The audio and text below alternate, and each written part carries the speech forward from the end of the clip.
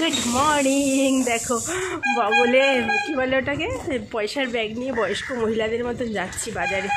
আর কি ঠান্ডা লাগছে, তাও কালকে থেকে একটু কম লাগছে আমার। তোমাদের কী লাগছে বলো। চলো সকাল সকাল যাচ্ছি বাজারে। এখন কটা বাজে বলো তো? সকাল সকাল না, এখন বাজে 10:30। বুঝতেই পারছো এত শীত পড়েছে। ও দেখো দেখো দেখো, ও দেখো, মানে বাজারে হচ্ছে বাজারে হচ্ছে এদের দৌরাত্ম। যাই হোক চলো বাজারটা করে নিয়ে আসি, তারপরে কথা হচ্ছে। এই দেখো অনেক বাজার বসেনি আজকে। তেলাপিয়া কত করে? কত করে তেলাপিয়া আজকে? আবার 200 কেন? আগের দিন 180 বললে, আজকে আবার 200 বলছো।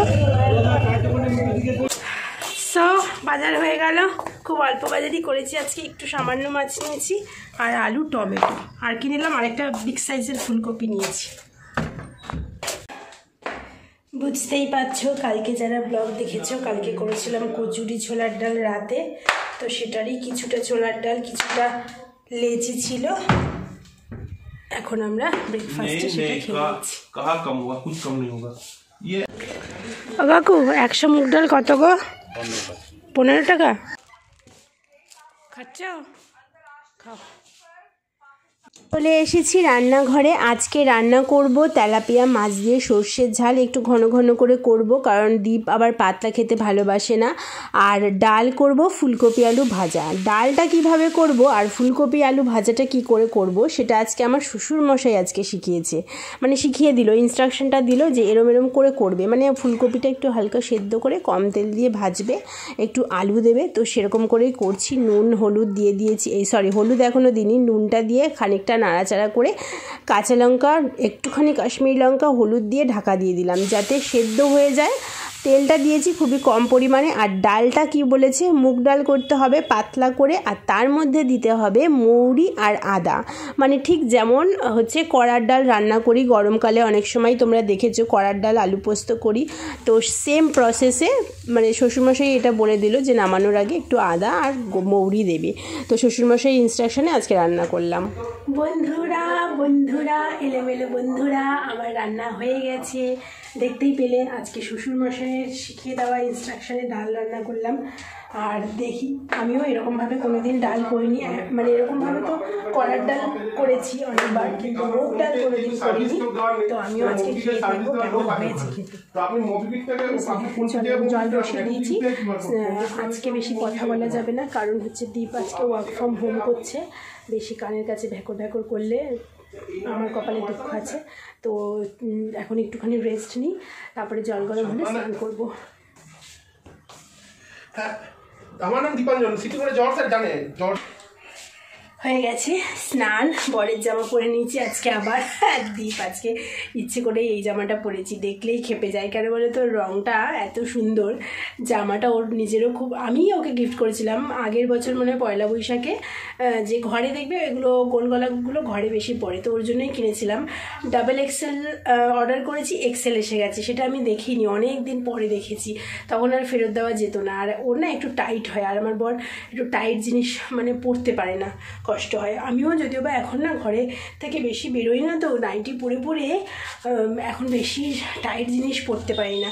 তো যাই হোক, আবার রান্নাঘরে এসেছি কেন জানো? দীপ তো ফুলকপি ভাজা খাবে না, তো ওর জন্য একটুখানি আলু ভাজবো। এই আলুটা দেখো, সেদ্ধ আলুই, কালকে সেদ্ধ ভাত করেছিলাম, আলু সেদ্ধ ভাত, সেই 2খানা আলু সেদ্ধ রয়েছে। এটা যদি না কোনো ব্যবস্থা করি এরকমই থেকে যাবে, তবে নষ্ট হবে, যা হয় আর কি। তো এটাকেই একটুখানি নুন হলুদ দিয়ে ভেজে নেব। চলো আমরা খেতে বসে গেছি। আর এই বাবার এই শ্বশুরমশাইও বললো যে ডালটা খুব ভালো হয়েছে, ফাইন হয়েছে, এরকম বললো। দীপও বললো বেশ ভালো লেগেছে, ওর ডালটা নাকি দোকানের মতন লেগেছে।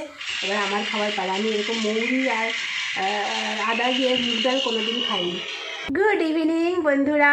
এতক্ষণ সত্যি কথা বলতে আজকে দুপুরে খাওয়ার পর থেকে দেখলেই তো ঘরে বেশি ব্লগ করতে পারিনি, তার কারণ দীপ আজকে ওয়ার্ক ফ্রম হোম করেছে, আর প্রচুর মানে মিটিং চলেছে, একটার পর একটা, কলিং এন তেন, তো সেই কারণে এতক্ষণ আমি ব্লগ করিনি। আর আজকে কিন্তু ঘুমোইও নি, দীপ থাকলে ঘুমোনো হয় না। ও একটু বেরিয়েছে, কে একটা এসছে দেখা করতে, তো ভাবলাম তোমাদের সাথে একটু গল্প করি, একটা কাজের কথা বলি তোমাদের। এক্ষুনি আমি একটা ভিডিও দেখলাম, যারা আমি খুব দেখি এই ধরনের ভিডিওগুলো, তো যারা আমরা ইউটিউব করছি তারা তাদের অনেকের মধ্যেই একটা ডাউট আছে যে শর্ট যে আমরা করি মিনি ব্লগ, তো মিনি ব্লগের যে ওয়াচ টাইমটা সেটা কাউন্ট হয় কি হয় না। তো এক্ষুনি একজন মানে খুব পপুলার, মানে এমনকি এই ছেলেটা সন্দীপ মাহেশ্বরীর সাথেও দেখা করেছে, মানে ওনার শোতে গেছিল। তো ওরকম ওই একটা ছেলের ভিডিও আমি দেখলাম, তো ভাবলাম তোমাদের সাথেও এই ছোট্ট ইনফরমেশনটা শেয়ার করি। সবাই তোমরা জানো, যারা যারা ইউটিউবে নিজের কেরিয়ারটা করতে চাইছো, চেষ্টা করছো আমার মতন, তো তাদের একটু হেল্প হবে। যে মিনি ব্লগ বা শর্টস, এটার কিন্তু ওয়াচ টাইমটা কাউন্ট হয় না, ঠিক আছে? পুরো সোজা কথা, কাউন্ট হয় না। কিন্তু এখন ইউটিউব নতুন একটা সুযোগ আমাদের জন্য দিয়েছে যে তোমরা যদি শর্টসে 3 মিলিয়ন, মানে লাস্ট 3 মাসের মধ্যে 3 মিলিয়ন, বা যেটাকে আর কি 3 মিলিয়ন যারা বুঝতে পারবে না তাদের মানে খোলসা করে বলছি 30 লাখ ভিউজ যদি মানে আর্ন করতে পারো, তাহলে কিন্তু তোমার মনিটাইজ হয়ে যাবে, চ্যানেল মনিটাইজ হয়ে যাবে, তুমি আর্নিং করতে শুরু করো। মানে তোমার চ্যানেল মনিটাইজ হয়ে যাওয়া মানে তারপরে তুমি আস্তে আস্তে আর্নিং ঢুকবে। তো এইটা আমি অনেকদিন আগেই থেকেই জানতাম, কিন্তু ওয়াচ টাইমটা নিয়ে আমার মনে একটা ডাউট ছিল যে মানে কিছুজন বলে ওয়াচ টাইম, শর্টসের ওয়াচ টাইম কাউন্ট হয়, কিছুজন বলে কাউন্ট হয় না। তো আজকে ফাইনালি আমি মানে শিওর হয়ে গেলাম যে কাউন্ট হয় না, কারণ এই ছেলেটা কখনো ভুল ইনফরমেশন দেয় না, একদম প্রপার সঠিক ইনফরমেশন দেয়। তো এই ছেলেটার আমি প্রত্যেকটা কথা আমি ভীষণ কি বলবো বিলিভ করি, কারণ এর চ্যানেল দেখে দেখেই আমি অনেক কিছু জানতে পেরেছি, শিখতে পেরেছি। তো যাই হোক, শর্টস নিয়মিত দেওয়াও শুরু করেছি। তো যারা বড় ব্লগ আমার দেখো, তারা একটু দেখো শর্টগুলো, একটু ভিউজ দিও, লাইক করো। আর বড় ভিডিও যারা দেখতে ভালোবাসো দেখো, লাইক করো। কেউ কিন্তু চ্যানেলটা লাইক করছো না আমার ভিডিওগুলো। তোমরা যারা আমাকে অনেক ভালোবেসে দেখে, আমি জানি যে তারা আমার ভিডিও ভালোবেসে দেখে বা মানে আমার উপকারের জন্য দেখে, তারাও অনেক সময় কিন্তু ভুলে যাচ্ছ লাইক দিতে। তো তাদের উদ্দেশ্যে বলবো, শর্টসগুলো একটু আমার দেখো, মিনি ব্লগগুলো দেখো, দেখে লাইক দাও, আর বড় ভিডিওগুলো দেখে লাইক দাও, ঠিক আছে? তো এটা আমার তোমাদের একটা জানানোর ছিল। এখন আমাকে একটু পরে যাব, এখন 7:20 বাজে, 8টার সময় যাব, গিয়ে আবার রাতের রুটি করতে হবে। আর ভাবছি, এখন ঠিক ডিসাইড করতে পারছি না যে আলু ভাজা করব না আলুর তরকারি করব। দীপ আসুক, দেখি ও কী বলে। দেখো, আমার বর সন্ধেবেলা বেরোনো মানেই কিছু মুখরোচক খাবার আনবে। চপ এনেছে, বেগুনি এনেছে, মুড়ি এনেছে, চানাচুর এনেছে।